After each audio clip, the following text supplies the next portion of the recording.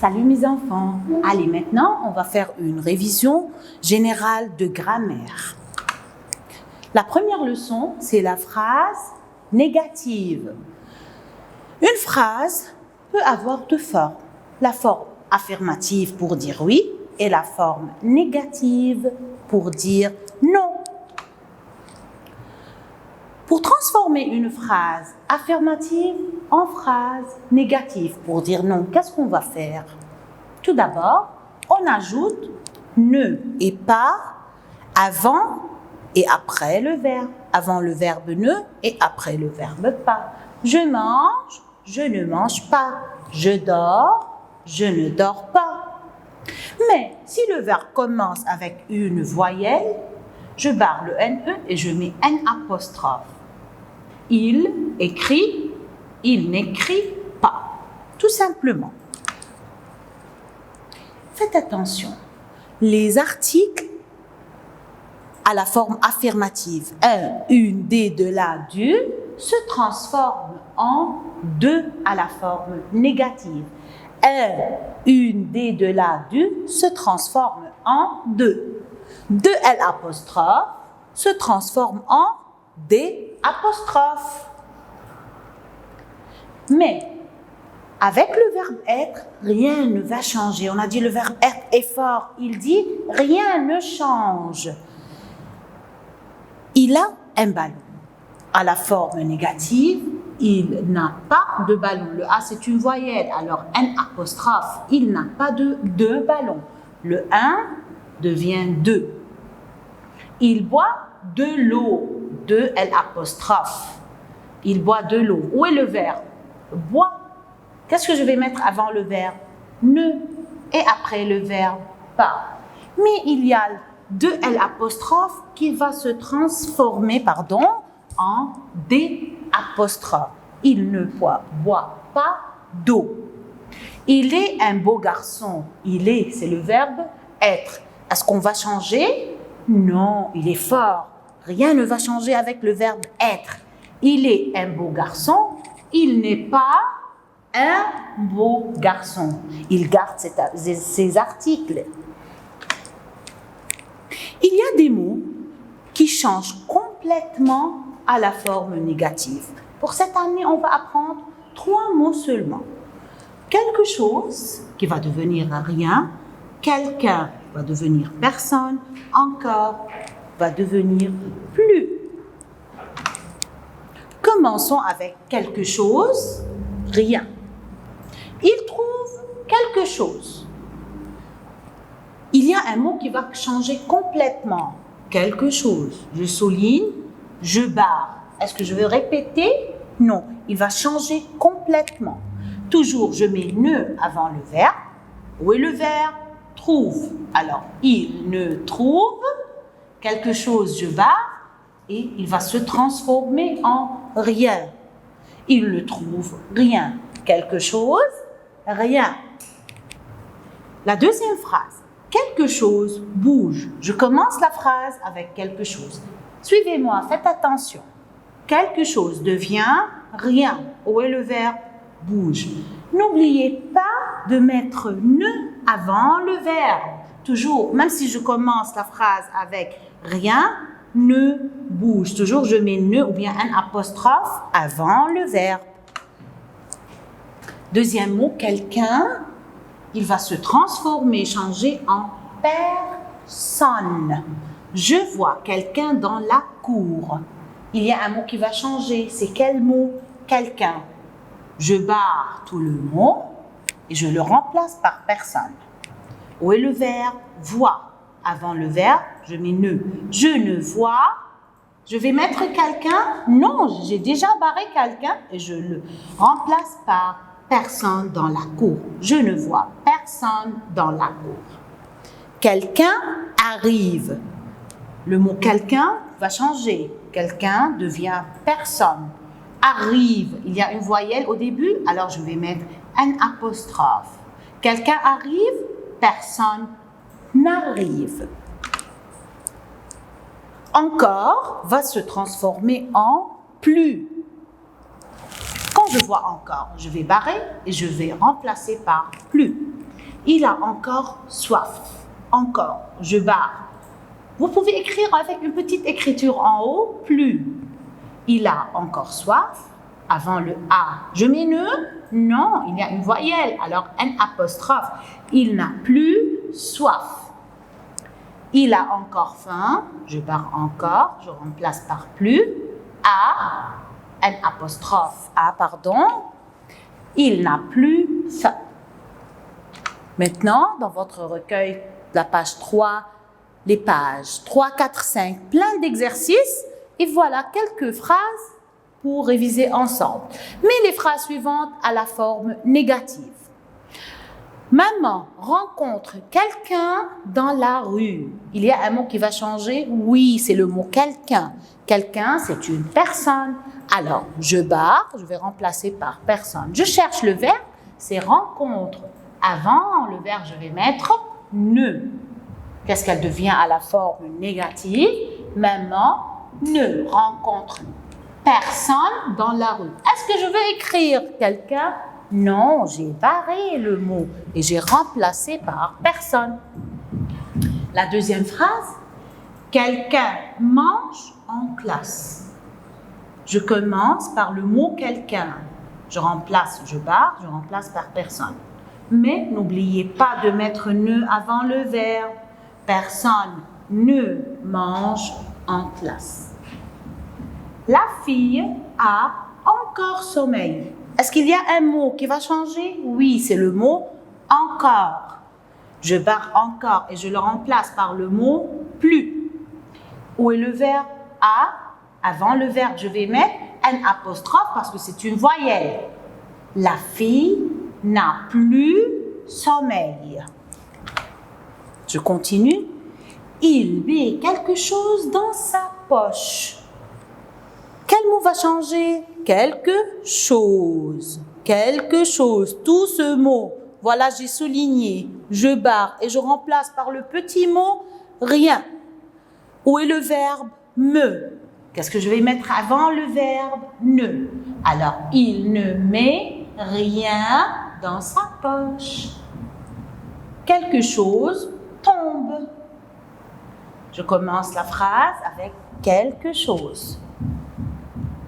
Se transforme en rien, devient rien. Voilà le verbe, je mets ne avant. Rien ne tombe. La deuxième leçon de grammaire, c'est la phrase interrogative. La phrase interrogative sert à poser une question. Et je mets à la fin un point d'interrogation. Alors, quand je vois le point d'interrogation, c'est une phrase interrogative qui pose une question. Il y a deux genres de la phrase interrogative. Il y a la phrase interrogative totale, qui a un point d'interrogation à la fin, et la réponse va être ou bien oui ou bien non. Et la phrase interrogative partielle, qui va prendre une partie de la question, de la réponse, qui a un point d'interrogation à la fin, et la réponse ne va pas être oui ou non, va être autre chose qui répond sur la partie que j'ai posée. Commençons par la phrase interrogative totale. Il y a trois façons de poser la question. Tout d'abord, n'oubliez pas de mettre le point d'interrogation à la fin. La deuxième façon, il faut mettre est-ce que au début de la phrase. Et si le mot qui est après, commence par une voyelle, je vais mettre apostrophe, j'enlève le E et je mets apostrophe. Et la troisième façon, c'est l'inversion du sujet. L'inversion du sujet, je vais mettre le sujet après le verbe. Prenons la première façon. Quand je mets un point d'interrogation à la fin de la phrase, je réécris la phrase, mais je mets un point d'interrogation seulement. Oui, en écrivant, c'est seulement. Mais si je parle, je dois changer la tonation de ma voix. Tu écris, tu manges, je pose une question. Tu écris, tu manges, tu comprends. Voilà, je pose la question. je réécris la phrase et je mets un point d'interrogation. Il prend le déjeuner. Il prend le déjeuner. La deuxième façon, on commence la phrase par « est-ce que ?» et comme on a dit, si le mot ou bien le verbe ou bien le sujet qui est après commence par une voyelle, je vais mettre Q apostrophe. Voilà, tu vas au club. Est-ce que tu vas au club? Point d'interrogation. N'oubliez pas le point d'interrogation. Il va au club. Suivez avec moi. N'est-ce pas? Il, c'est une voyelle. Est-ce que je peux dire est-ce que il va au club? Ils vont se disputer. Alors, j'enlève le E et je mets QU apostrophe. Est-ce qu'il va au club?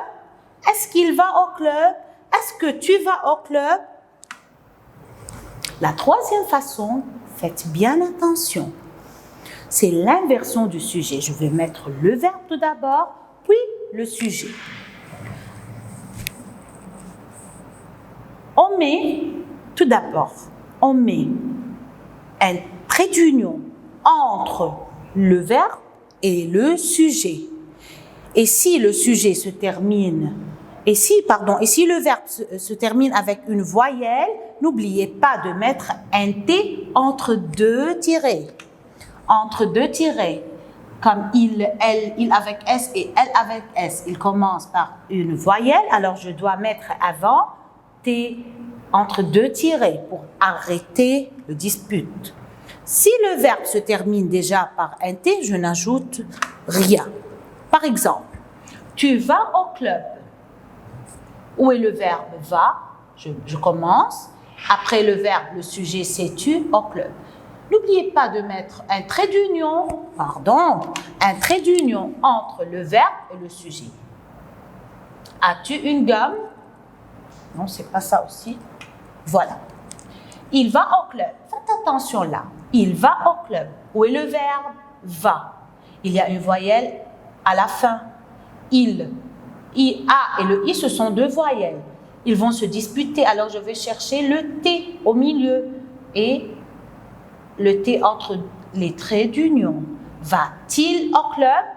Mais si le verbe se termine par un T ou bien n'importe quelle consonne, vont-ils au club? Est-ce que je vais ajouter encore un T? Non, il existe déjà alors. Ils vont au club. Vont-ils au club? Dans votre recueil, la page 8, 9, 10, 11, et voilà quelques exemples. Écris les traits d'union qui manquent. As-tu une gomme?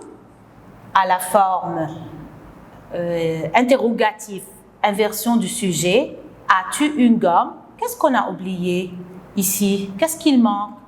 Le trait d'union qui est entre le verbe et le sujet. La deuxième phrase. Est-ce qu'il trouve la clé? Il y a un trait d'union qui manque dans cette phrase entre et, ce. Et, trait d'union, ce. Est-ce qu'il trouve la clé? La voilà.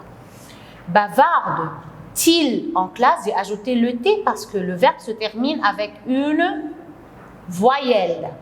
Alors, je ne peux pas dire bavarde-il, je dis bavarde-t-il. Mais où sont les traits d'union? Avant le T et après le T. Les voilà.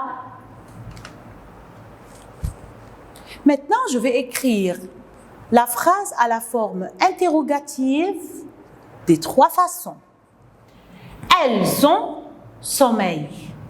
La première phrase, j'ajoute j'ajoute un point d'interrogation à la fin. Elles ont sommeil. La deuxième façon, j'ajoute au début est-ce que ou bien est-ce que avec un QU apostrophe. Elles commencent par une voyelle. Je dis est-ce qu'elles ont sommeil? La troisième façon, inversion du sujet. Ont-elles sommeil? Voilà, elle a un T à la fin. Je n'ai pas besoin d'ajouter le T. La deuxième phrase, il court vite. Il court vite, point d'interrogation. Est-ce que, je commence la phrase avec est-ce que, mais il y a une voyelle, alors, est-ce qu'il court vite? Où est le verbe? court. Où est le sujet? Il. J'ai inversé le verbe et le sujet. Je mets trait d'union, entre le verbe et le sujet. Court-il vite? Vous aimez la pomme. Vous aimez la pomme? Est-ce que vous aimez la pomme? Maintenant, l'inversion du sujet. Aimez-vous la pomme? Elle arrive en retard. Elle arrive en retard? Point d'interrogation. Est-ce qu'elle arrive en retard? Parce que elle, commence par une voyelle. J'ai mis QU apostrophe. Est-ce qu'elle arrive en retard? Arrive-t-elle en retard? J'ai mis le T entre deux traits d'union parce que le E, c'est une voyelle. C'est moi qui va ajouter le T. Maintenant, la phrase interrogative partielle qui tombe sur une partie de la phrase, de la réponse. Et aussi, la phrase interrogative partielle commence par un mot interrogatif comme quand, où, quel, combien de, comment, qui, que. Commençons par quand. Quand, on met quand on parle du temps, le temps, comme le matin, le soir, en été, en hiver, à 5 heures. Par exemple, je pars à midi. Regardez, la question va tomber sur à midi. À midi, n'est-ce pas, c'est le temps, l'heure, le temps. Alors, je vais remplacer par quand. Pour la question, je commence par quand, au début de la phrase. Qu'est-ce qu'il reste? Je pars. Quand je réponds je, alors j'ai posé la question avec tu, je, la réponse avec, alors la question c'est tu. Quand tu pars. Quand tu pars. Ou bien, je peux aussi inverser le sujet. Les deux sont justes. Ou bien, j'écris normalement, tu pars, ou bien je vais inverser le sujet et le verbe, et les deux sont justes. Quand pars-tu, et point d'interrogation à la fin. Deuxième exemple, il voyage en été. En été, n'est-ce pas, c'est le temps? Alors, je commence. Quand je pars en été, il voyage. Quand voyage-t-il? J'ai mis le T entre deux traits d'union. N'oubliez pas parce que il commence avec une voyelle. Pour le temps, je pose la question avec quand. Maintenant, où? Avec un accent grave sur le U. Pour indiquer le lieu, la place. Au club, à l'école, à la maison, au restaurant, au cinéma. Je vais au zoo. J'ai souligné le zoo. Au zoo, n'est-ce pas, c'est une place? C'est un lieu? Je barre et le mot interrogatif, c'est où? Je commence la phrase avec où. Je barre au zoo. Ça y est, j'ai remplacé par où pour poser la question. Je vais, alors la question c'est tu. Le verbe aller avec tu, c'est va, V-A-S. Où tu vas? Ou bien j'inverse le sujet et le verbe. Où vas-tu? Point d'interrogation à la fin. Deuxième phrase, elle est dans la cuisine. N'est-ce pas, c'est une place dans la cuisine? Je barre dans la cuisine, je remplace par le mot interrogatif où. Elle est. Où elle est? Point d'interrogation. Ou bien, où est-elle? J'inverse le sujet et je mets un trait d'union. Maintenant, le mot interrogatif combien, et toujours il y a après combien de. Combien de. Qui indique un nombre, une quantité. Alors, quand je trouve dans la réponse 1, 2, 3, millions, certains, quelques-uns, tout ça indique la quantité, je vais utiliser combien de. Par exemple, j'ai 3 cahiers. Vous trouvez 3, un nombre, 3, 4 cahiers, 5 cahiers, millions. N'est-ce pas, c'est un nombre? Alors, la question va être avec combien de. Et je vais barrer 3. Combien de quoi? De pain?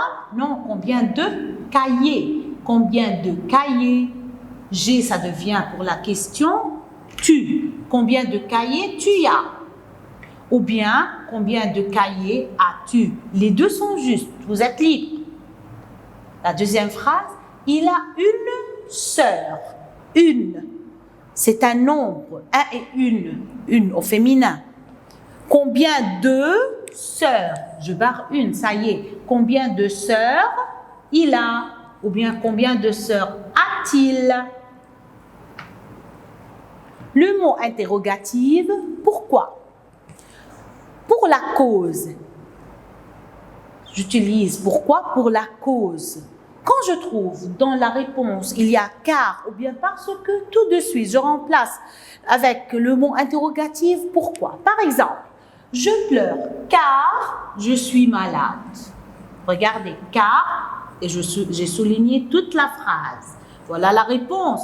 Alors, je vais remplacer par le mot interrogatif. Pourquoi? Pourquoi tu pleures? Je pleure. C'est un verbe, le verbe pleurer du premier groupe. Je pleure, Pour la question, pourquoi tu pleures? N'oubliez pas de faire la terminaison ES. Alors, le verbe s'accorde avec le sujet. Tu pleures, ES. Pourquoi pleures-tu?